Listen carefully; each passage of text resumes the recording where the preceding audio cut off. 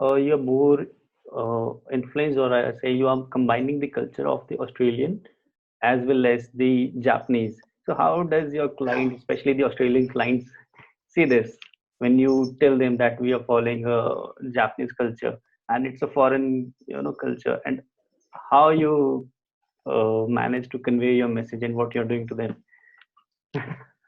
Your questions are amazing. Thank you. So I was just curious when I read about you and we were having a conversation. The first very thing I discovered was the name Musubi, and your logo Mm, was very subtle at the same time. It was having a very small mm. red dot, and it impacted me a lot. It was like I have to talk to this guy Simon and get to know what he is doing and how he's collaborating everything. Mm. Um, that is a big question. How does the Australian culture and the Japanese? Well, it's that type of question is really intelligent. So it's a bit of a challenge, but it's Mhm. anything worth doing has to have a bit of a challenge. Most of the Australian decision makers are very um, or let me put it this way: the 90% of the population is above the northern hemisphere. Okay. Australia has 27 million 27 million people. It's really not a lot. And As some compared of to the key India, decision, yeah. yeah, Yeah. in America and Europe and Japan, 27 million people in Australia. That's how many people go through Tokyo Central Station in a year. And it's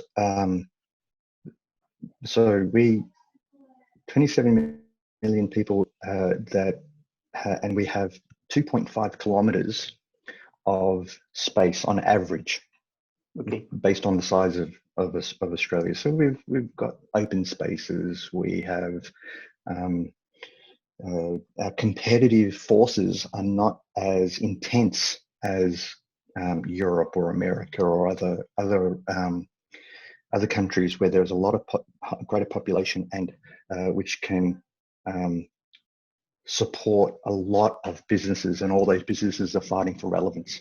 So those businesses um, in the northern hemisphere are driven by CEOs and leaders that want to find the next edge.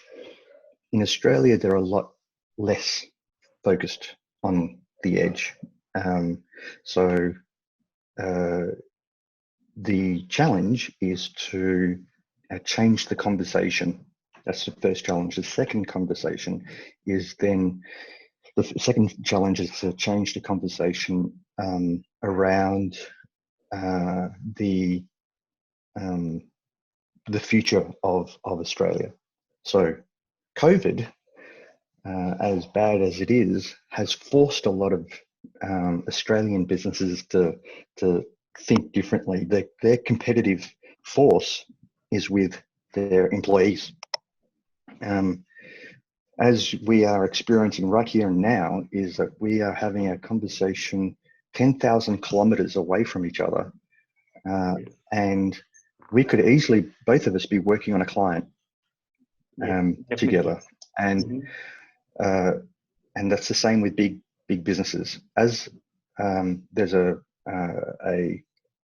in Melbourne, Australia, there's in the city where there's a client of ours that is paying $6 million a year in rent, and when they get to the end of this year, they're going to cancel the lease. $6 million a year in rent was occupied by thousands of employees. Only 35 employees are going into the office. Those 35 employees will remain going into the office. The rest of their employees will work from home. Um, the their employee pool won't have to be in Australia anymore. It could be from anywhere around the world. So the challenge now for these leaders is how do we um, attract the right types of people? Well, it comes down to a great brand. How do we keep them engaged while they're working remotely? It comes down to making sure that the brand is defined in human terms. How do we increase, or how do we get performance out of people that are working from all around the world? And that's through being able to communicate the vision of the organization. And they're things that are very, very alien to leaders that are in old world thinking, in scientific management thinking, which is to impose a job description and a set of tasks, and here's the amount of money you're going to get paid to do those tasks. That is old industrial revolution thinking, and we're living in a world where we are engaging people's ideas, people's beliefs, people's potential. So the brand has to be shaped around that, and Australian decision makers are going to lag behind because they're full of old world thinkers, because they've had it so nice, so safe. We've never had a war. We've been in wars, but Australia land has never. We've never had conflict within the borders.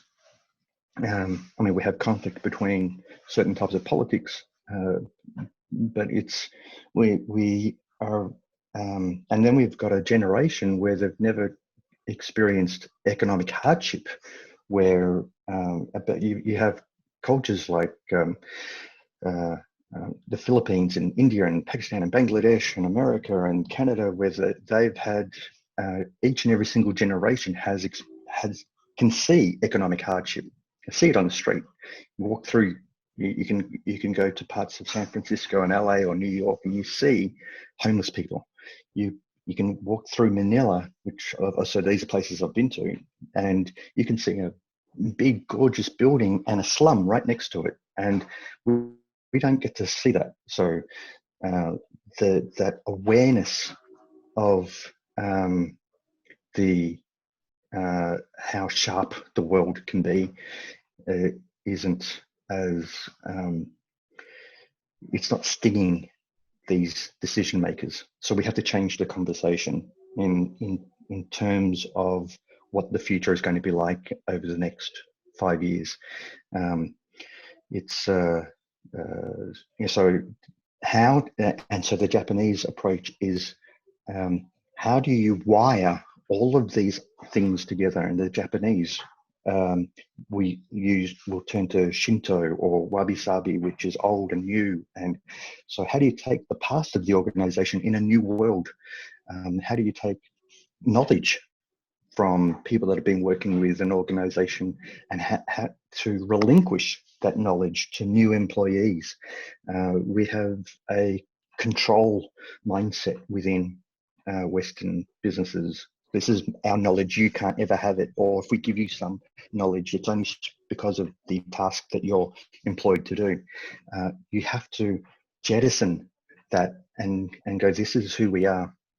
When we are working with a client and we're bringing people in, we don't wait until the very end. It could be a product designer. We don't wait until a table or a bookcase or the way how or a package design project. We don't wait for that product designer at the end and say, here's the brief, here's the budget, go off and do it.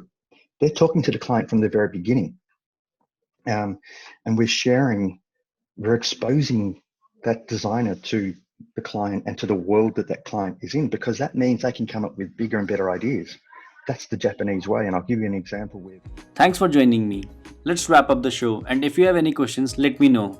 I'll try to resolve them as soon as I can. Do follow us on Instagram, Facebook, Apple Podcasts, Spotify, etc. and subscribe to our YouTube channel so that we can continue to create content for you guys which will help you in running design business successfully.